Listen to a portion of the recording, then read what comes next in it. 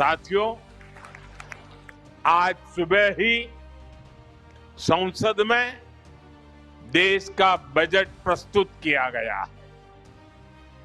ये बजट गरीब, अन्नदाता, युवा शक्ति और नारी शक्ति को और सशक्त करने वाला बजट है।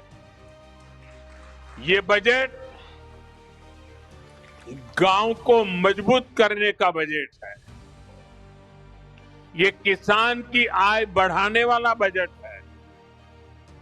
ये आत्मनिर्भर भारत को, मेक इन इंडिया को बढ़ावा देने वाला बजट है। साथियों, बीते वर्षों में हमारी सरकार ने सड़क, पुल, बिजली, पानी, रेल, गरीबों के घर, सिंचाई, ऐसे हर इंफ्रास्ट्रक्चर में अभूतपूर्व निवेश किया है। इस बजट में ऐसे कामों के लिए पहले से भी अधिक यानी 17 लाख करोड़ रुपए का प्रावधान किया गया है। इससे गांव, गरीब, किसान, नौजवान सभी को फायदा होगा। इंफ्रास्ट्रक्चर निर्माण पर लगने वाला हर रुपया रोजगार के अनेक नए अवसर बनाता है। गांव में गरीब का घर बनता है तो मिस्त्री हो, गाड़ी वाले हो, स्थानीय दुकानदार हो, सबको फायदा होता है। गांव की सड़कें अच्छी होगी तो मंडी तक उपज पहुंचाना आसान होगा और इन सब का फायदा यहां आप सभी को मिलेगा। साथियों, बीते सालों में हमारी सरकार ने गरीबों और मध्यम वर्ग को सस्ता और अच्छा इलाज देने में बहुत ध्यान दिया है। पिछले 11 सालों में बहुत सारी दवाएं सस्ती की गई है। गरीबों को और बुजुर्गों को मुफ्त इलाज की सुविधाएं दी गई है।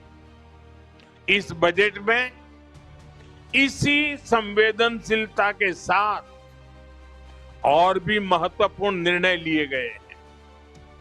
कैंसर के इलाज को और सस्ता करने के लिए अनेक कैंसर दवाओं को और सस्ता किया गया है। कई ऐसी और बीमारियां हैं जिनकी दवाएं विदेशों से मंगानी पड़ती हैं। गरीब और मिडिल क्लास के लिए इतनी महंगी दवाएं पहुंच से बाहर होती हैं। ऐसी अनेक दवाओं को भी अब और सस्ता किया गया है। साथियों, इस बजट का बहुत अधिक फोकस जालंधर, लुधियाना, होशियारपुर जैसे देश के अनेक शहरों को विकास का बड़ा केंद्र बनाने पर है। ऐसे शहरों के विकास के लिए बहुत बड़े प्रावधान किए गए हैं। पंजाब तो देश के उन राज्यों में है जहां किसानों के साथ साथ छोटे छोटे उद्योगों की, एमएसएमईज की एक समृद्ध परंपरा है। देश के एमएसएमईज को बीते वर्षों में लाखों करोड़ की मदद दी गई है। इस बजट में भी एमएसएमईज के लिए हजारों करोड़ रुपए के फंड की व्यवस्था की गई है। बीते वर्षों में भारत का एक्सपोर्ट बहुत अधिक बढ़ा है। इस बजट में भी निर्यातकों के लिए, एक्सपोर्टर के लिए अनेक बड़ी घोषणाएं की गई है। साथियों, भारत अब दुनिया के बड़े कपड़ा और वस्त्र निर्यातकों में से एक बन रहा है। इसलिए इस बजट में टेक्सटाइल सेक्टर के लिए, हमारे बुनकर भाई बहनों के लिए भी अनेक घोषणाएं हुई है। महात्मा गांधी ग्राम स्वराज अभियान से हमारे गांवों में जो बुनकर है, हथकरघा और हस्तशिल्प से जुड़े साथी हैं, उनको बहुत फायदा होगा। कपड़ा क्षेत्र में ज्यादा से ज्यादा रोजगार बने, इसके लिए प्रोत्साहन का भी प्रावधान किया गया है। देश में और भी कई मेगा टेक्सटाइल पार्क बनाए जाएंगे। इससे कपास किसानों से लेकर श्रमिकों तक हर किसी को फायदा होगा। साथियों, बजट का एक और फोकस एरिया खेल है, स्पोर्ट्स है, और पंजाब तो इसमें बहुत आगे है। इस बजट में खेलो इंडिया मिशन की घोषणा की गई है। इसके तहत आधुनिक इंफ्रास्ट्रक्चर तो बनेगा ही, साथ ही जो कोच हैं, सपोर्ट स्टाफ है, स्पोर्ट्स साइंस है, इससे जुड़े प्रोफेशनल्स भी तैयार किए जाएंगे। साथियों, बजट से कुछ दिन पहले ही देश की अर्थव्यवस्था में नई ऊर्जा भरने वाला एक और ऐतिहासिक काम हुआ है। भारत और यूरोपियन यूनियन के बीच ट्रेड डील पर सहमति बनी है और सारी दुनिया कह रही है मदर ऑफ ऑल डील। आज पूरी दुनिया में हर तरफ इसकी बड़ी चर्चा है। इस ट्रेड डील के बाद यूरोप के 27 देशों के साथ हमारा व्यापार खूब फलेगा फूलेगा। अब हमें वहां सामान भेजने के लिए टैक्स ना के बराबर देना पड़ेगा। हमारे पंजाब की पहचान तो यहां के मेहनती लोगों से है, यहां के किसानों से है। पंजाब को स्किल्ड युवाओं के लिए जाना जाता है। ट्रेड डील से हमारे पंजाब के भाई बहनों को बहुत फायदा होने वाला है। यहां जालंधर, लुधियाना और अमृतसर में कपड़ा उद्योग से लाखों लोग जुड़े हैं। अब पंजाब के टेक्सटाइल सेक्टर को नए और बड़े बाजार मिलेंगे। 27 देश खुल गए हैं। यहां जो कपड़े तैयार होंगे वो यूरोप के बड़े बड़े बाजार में बिकने के लिए जाएंगे और उन पर टैक्स भी न के बराबर होगा। इसका मतलब है पंजाब की फैक्ट्रियों में ऑर्डर बढ़ेंगे, फैक्ट्रियों में काम बढ़ेगा। इससे डिजाइन, प्रोडक्शन जैसे दूसरे फील्ड में भी रोजगार बढ़ेंगे। साथियों, हमारा ये जालंधर स्पोर्ट्स से जुड़े सामानों के लिए, स्पोर्ट्स गुड्स के लिए विश्व प्रसिद्ध है।